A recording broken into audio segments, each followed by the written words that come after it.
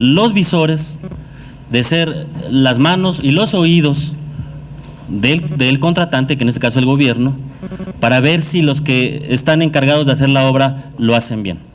Bueno, en ese sentido, y después de tantos filtros, de tener una certificación, de tener supervisiones, de tener un proyecto ejecutivo, de tener determinaciones por parte de los funcionarios públicos, ¿no le parecen bastantes filtros para no habernos dado cuenta de que las cosas se estaban haciendo mal y que hoy en día la línea 12 simplemente no funciona?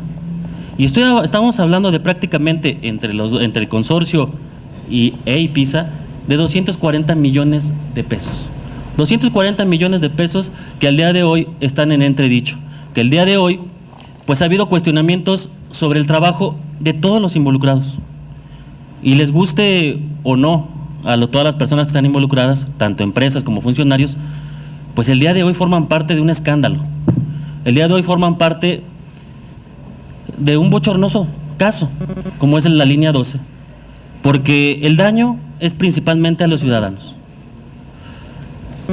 Y lo digo con mucho respeto porque tampoco es factible escuchar: yo no tengo la culpa, mi trabajo se delimitaba a supervisar o a revisar tales cosas.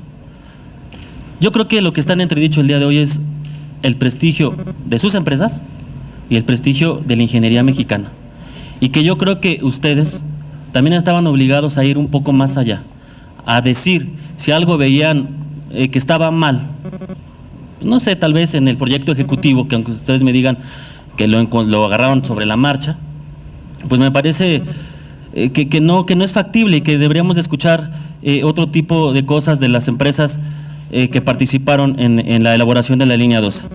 Y por eso yo sí le quiero preguntar, ¿en realidad el proyecto ejecutivo se fue realizando sobre la marcha? Es decir, ¿se iba adecuando al día a día?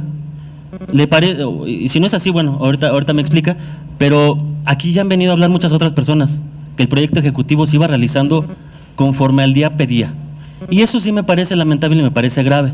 Y ustedes como supervisión no podían haberlo permitido. Entonces, ahorita me gustaría que sí me explicara un poquito sobre el proyecto ejecutivo. También, usted hablaba hace un momento de varias revisiones y correcciones que se hicieron tanto al proyecto ejecutivo y seguramente también ustedes en la parte de la ejecución y la construcción de la línea 12. Ojalá pudiéramos abundar un poquito cuáles fueron esas correcciones y observaciones más importantes, y también nos gustaría conocer si los funcionarios públicos, en este caso de Proyecto Metro, atendieron o no esas observaciones.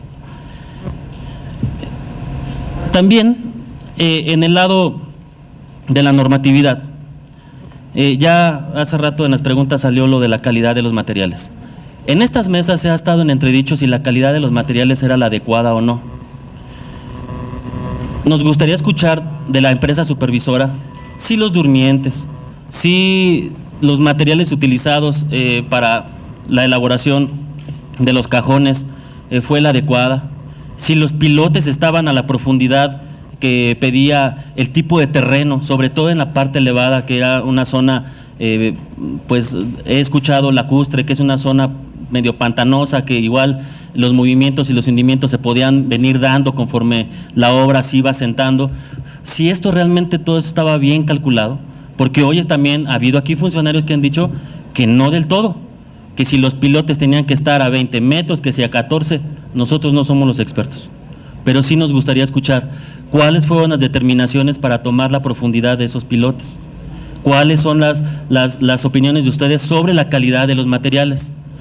Y quiero coordinar esta pregunta con la siguiente. Ustedes también son los encargados, entiendo, como supervisores, de llevar a cabo todo el avance físico y presupuestal de la obra.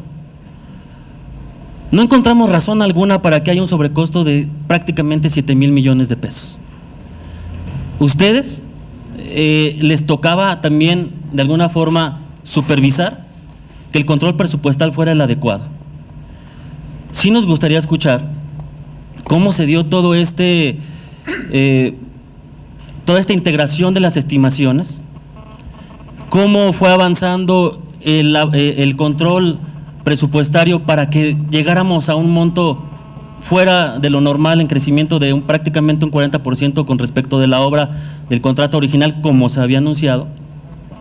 Y bueno, que nos ayuden a entender cuántos convenios modificatorios, cuántos convenios adicionales, cuántos reconocimientos de adeudos se firmaron en forma alterna al contrato rígido, por cierto, un contrato a precio alzado, que no se podía haber modificado ni en tiempo ni en monto. Entonces ahí la supervisión sí tiene un grado importante que nos tiene que dar datos, porque si no parecerían ustedes cómplices de lo que está sucediendo. Y se los digo con mucho respeto, que sí es necesario que el tipo de empresas como las que ustedes manejan, pues tienen que limpiar un nombre, porque la supervisión se encarga de eso, de supervisar. En ese sentido, sí explíquenos cómo es el manejo financiero y por qué se desbordó de esa forma el control presupuestal de la obra de la línea 12. Si hubo deductivas, si hubo retenciones y cuántas estimaciones, si hay un número global que se pueda estar hablando de eso, y cuál fue su relación con el residente de obra y con el director responsable también de la obra, pues para haber llegado a ese descontrol y esa negligencia administrativa en el manejo de los recursos de la línea 12.